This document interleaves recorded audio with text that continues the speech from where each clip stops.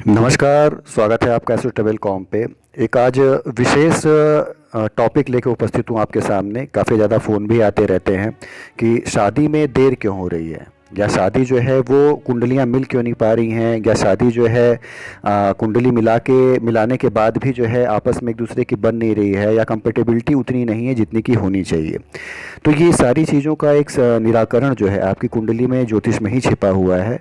तो आइए देखते हैं कि क्या कारण है, निवारण क्या है उसके, कि शादियां जो हैं होती तो हैं और पहले तो देर से होती हैं, और होती भी हैं तो बहुत ज़्यादा अच्छा एक जीवन जो होता है सुखपूर्ण और शांतिपूर्ण वो नहीं बीत पाता है। तो भारतीय धर्म ग्रंथों के अनुसार देखा जाए तो शादी का मौसम शुरू होते ही सारे माँ बाप जो होते हैं, माता पिता जो होते हैं संतान के, वो चिंतित हो जाते हैं शादी के लिए। ज्योतिषियों का चक्कर लगाते हैं कह सकते हैं, या उनकी कुंडलियाँ मिलाते हैं, शास्त्रों के अनुसार शादी करना चाहते हैं, लेकिन फिर भी कुछ न कुछ परेशानी आती है। तो ये, और शादी के बाद भी लड़के और लड़की आपस में परेशान रहते हैं, उनका पूरा परिवार ही परेशान रहता है। तो ये सारा खेल जो होता है वो जन्म कुंडली में स्थित ग्रह योगों व दशाओं का होता है। कहा जाता है कि यदि किसी भी जातक की जन्म कुंडली का सप्तम घर यानी सातवां घर जो आपकी कुंडली में है किसी अशुभ ग्रह से ग्रसित हो, तो ऐसे जातकों का दाम्पत्य जीवन जो होता है वो थोड़ा अच्छा नहीं होता कह सकते हैं। सुख कम उन्हें मिलता है, विवाह में विलंब भी होता है। तो ये सारी चीज़ें होती हैं। और शादी जो होती है वो नवांश कुंडली और आपकी खुद की लग्न कुंडली यानी आपका बर्थ चार्ट मिला के दोनों को टैली करके यदि करें, और कुंडलियाँ मिला के यदि शादी की जाएँ दोनों की, वर और वधू के, तो निश्चित रूप से एक अच्छी कंपेटेबिलिटी बनी रहती है, शादियां चलती भी अच्छी हैं। तो आइए देखते हैं कि कौन से ऐसे कारण हैं जिसके कारण की रुकावट आती है शादी में या देरी होती है शादी में। तो कुछ कारणों में जो एक मोटे कारण है, हालांकि कुंडली मिलाने के बाद ही सारी चीज़ें क्लियर हो पाती हैं कि उस आपकी कुंडली में परफेक्ट कौन सा रीज़न है जिससे कि शादी नहीं हो पा रही है। लेकिन ऐसे एक बात करें कि क्या क्या दोष होते हैं कि रुकावट आती है। तो एक है कुंडली में पितृदोष का होना। यदि कुंडली में पितृ दोष है तो भी शादी में आपके समस्या आएगी, या शादी होने के बाद आप सुखी नहीं रहेंगे। ग्रहों के सप्तम भाव में युति यानी पाप ग्रहों की, शनि की कह लें, मंगल की कह लें, राहु केतु की कह लें, या सप्तम भाव पे पाप ग्रहों की दृष्टि होना, युति भी होना और दृष्टि भी होना, ये सारी चीज़ें थोड़ी खराब करती हैं। जन्म कुंडली में मांगलिक दोष यदि है तो उसके कारण भी, सातवें घर का यदि लॉर्ड जो है वो आठवें घर में चला गया हो या 12वें घर में चला गया हो, नीच ग्रह के साथ अशुभ भाव में बैठा हो, तो भी शादी में विलंब कराता है। और साथ ही सप्तम भाव में मैंने पहले बताया कि मंगल है, शनि है, शुक्र के साथ युति कर रहा हो तो भी विवाह में या बड़ी उम्र में शादी होती है। खासतौर से शनि यदि प्रभावित करते सप्तम भाव को तो निश्चित रूप से काफ़ी लेटर एज में शादी होती है, काफ़ी देर से शादी होती है। साथ ही यदि कन्या की कुंडली में यदि देखें हम, लड़की की कुंडली में यदि लग्न में मंगल है, सूर्य है, या राहु केतु है, शनि है, गुरु जो है 12वें भाव में चला गया, तो ये सारी चीज़ें दिखाती कि शादी में एक विलंब होने के कारण है, और शादी विलंब से होगी। सूर्य का नीच होना भी काफ़ी ज़्यादा काउंट करता है कि सूर्य यदि आपकी कुंडली में नीच का है और सप्तम भाव से रिलेटेड है कहीं से, तो भी शादी जो है आपकी होने में समय लगेगा, या देर से होगी, या बहुत अच्छी कंपेटेबिलिटी एक आपकी नहीं रहेगी। तो यही चीज़ें हैं मुख्य बताना इस वीडियो का उद्देश्य, कि आपके कुंडली में ये सारी चीज़ों को, हालांकि हर कुंडली के अलग अलग ग्रहों के गोचर होते हैं, अलग अलग भाव होते हैं, अलग अलग राशियाँ होती हैं। तो जिनको नहीं जानकारी है इस बारे में वो तो हो सकता है थोड़े कन्फ्यूज हो, लेकिन जिनको जानकारी, अपनी कुंडली खुद भी देख सकते हैं कि सातवां भाव आपका कहीं से पीड़ित ना हो।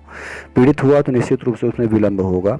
और यदि आपको कोई परेशानी अपनी कुंडली से रिलेटेड हो तो नीचे दिए नंबरों पे आप एक उस पर चर्चा भी करवा सकते हैं, उसका एक फलादेश आप जान सकते हैं। तो ये तो थे कारण कि क्यों जो है शादियों में विलंब होता है, और क्यों जो है शादियां होने के बाद भी बहुत अच्छी कंपेटेबिलिटी नहीं रहती है, या कुंडली में एक मिलापक नहीं हो पाता है। कुंडली जो है कई गुणों से जो मिलनी चाहिए, एटलीस्ट कम से कम 18 से 20 गुणों से मिलनी चाहिए, वो कुंडली नहीं मिल पाती है। तो ये सारे रीज़न काउंट करते हैं।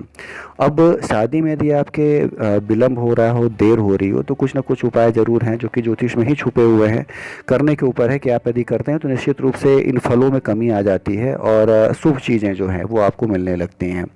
तो पहला तो ये है कि यदि विवाह में विलंब हो रहा हो तो 11 सोमवार को जो है आप लगातार व्रत रहें। और सोमवार चूँकि शंकर जी का दिन माना जाता है, चंद्रमा का एक दिन माना जाता है, तो ये चीज़ों को अच्छा करना, तो अच्छा वर पाने के लिए, अच्छा वधू पाने के लिए, अच्छी एक जीवन संगिनी या साथी पाने के लिए सोमवार को कम से कम 11 सोमवार को व्रत रहें। चने की दाल के साथ कच्चे दूध का दान करें।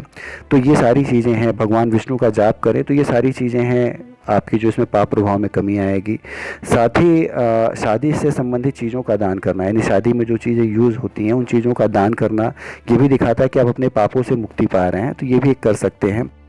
21 दिन तक संकल्प लेकर दुर्गा सप्तशती से अर्गला स्रोत जो होता है उसका पाठ करें। जो हम लोग नवरात्र में जो पूजा करते हैं, यदि कन्याएं जो हैं यानी महिलाएं या लड़कियां जो हैं वो कात्यायनी देवी की पूजा करें यदि 21 दिनों तक संकल्प लेके, तो भी इन पाप प्रभाव में कमी आती है। साथ ही मैंने पहले ही बताया कि कन्याओं के लिए विशेष रूप से सोमवार की पूजा जो होती है वो निश्चित रूप से शंकर जी की पूजा करें। और यदि चंद्रमा के लिए कह सकते हैं चंद्रमा की शांति करा, तो निश्चित रूप से उनकी शादी में रुकावट जो आ रही है वो सारी चीज़ें दूर होगी। और यदि आपकी कुंडली में शनि के कारण विवाह में बाधा या विवाह की बात नहीं बन पा रही है, शनि हालांकि माना जाता है सारी चीज़ें देर से देता है, तो शनि के कारण यदि ऐसी कोई बाधा आ रही है तो शनिवार को शिवलिंग पर काले तिल अर्पित करें। और साथ ही शनि भगवान को यदि आप तिल के तेल का यदि दिया जलाते हैं तो भी काफ़ी अच्छा माना जाएगा। उड़द है, लोहा है, काला तिल है और काले कपड़े हैं, ये सारी चीज़ें काले कपड़े में बांध के यदि आप दान करते हैं तो शनि से संबंधित बाधाएं भी काफ़ी ज़्यादा उसका भी निराकरण हो जाता है। तो और विवाह के योग जो होते हैं वो बनने लगते हैं। हालांकि बहुत ही छोटी छोटी चीज़ें हैं, बहुत से लोगों को भरोसा इस पर नहीं होता है, लेकिन ये एक ऐसे कर्म है, एक ऐसे शुभ कर्म है जो कि आपके पाप प्रभाव में कमी लाते हैं और निश्चित रूप से आपके आत्मविश्वास को बढ़ा के आपको वो सारी चीज़ें देने का प्रयास करते हैं कि आप जीवन में सुखी रह सकें, संपन्न रह सकें। साथ ही देखा जाता है कि कई कुंडलियां मांगलिक होती हैं, मांगलिक होने से भी शादी में देर होती है।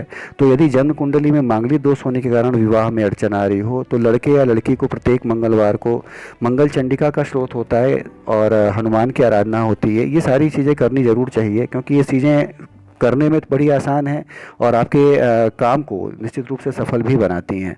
तो पीपल के पेड़ में आप जाके 13 दिन तक जल चढ़ा सकते हैं शनिवार को, और ये सारी चीज़ें जो हैं आपको आपकी बाधाओं का शमन करेंगी।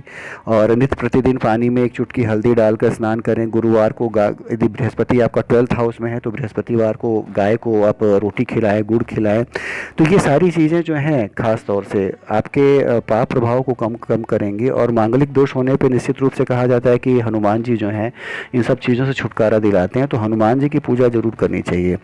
और उनको यदि लड्डू आप चढ़ाते हैं तो ये सारी चीज़ें हनुमान जी को, उनका सिंदूर से आप यदि श्रृंगार करवाते हैं तो ये सारी चीज़ें ज़रूर आपकी इन चीज़ों से संबंधित यानी शादी से संबंधित बाधाओं को ज़रूर दूर करती हैं।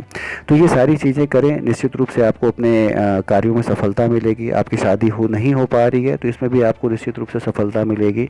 और शादी के बाद भी यदि कोई आपके जीवन में कोई ना कोई समस्या बनी हुई है तो उसमें भी ज़रूर कमी आएगी। ये छोटे छोटे ऐसे कर्म हैं, ऐसे एक शुभ कर्म हैं जो कि निश्चित रूप से आपके पाप प्रभावों को कम करते हैं और आपको एक उन्नति के पथ पे लेके जाते हैं, कह सकते हैं आपके जीवन में एक शांति ले आते हैं।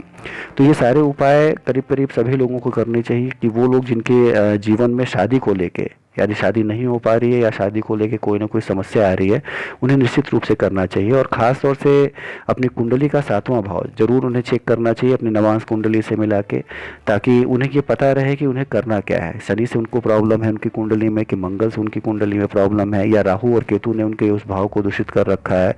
तो ये सारी चीज़ें जब क्लियर हों तो उससे संबंधित यदि आप पूजा करते हैं तो मान के चलिए कि चीज़ें आपको अच्छी मिलनी हैं और बहुत ज़्यादा समस्याएँ नहीं आएंगी। तो ये सारी चीज़ें आप करें। बाकी आपकी कुंडली में यदि कोई इस तरह के दोष हों तो आप निश्चित रूप से नीचे दिए नंबरों पे एक संपर्क कर सकते हैं। आपको सारी चीज़ों की जानकारी दे दी जाएगी कि आपकी कुंडली में क्या समस्या और किस तरह से उसके उपाय करके आप उन सब चीज़ों से छुटकारा पा सकते हैं या उनके पाप प्रभाव में कमी ला सकते हैं। तो उम्मीद है ये वीडियो आपको पसंद आई होगी और आपको थोड़ी बहुत आपकी यदि नॉलेज बढ़ती है और थोड़ा बहुत आपको इन सारी चीज़ों से सफलता मिलती है अपने कामों में, तो वीडियो बनाना मेरा सफल हो जाता है। तो ये सारी चीज़ें आप करें और सफलता यदि मिलती तो आप कमेंट भी करें, अच्छी लगे तो भी कमेंट करें और अपने सवाल भी आप पूछ सकते हैं। समय के साथ मैं उसके उत्तर भी आपको दे दूंगा। धन्यवाद।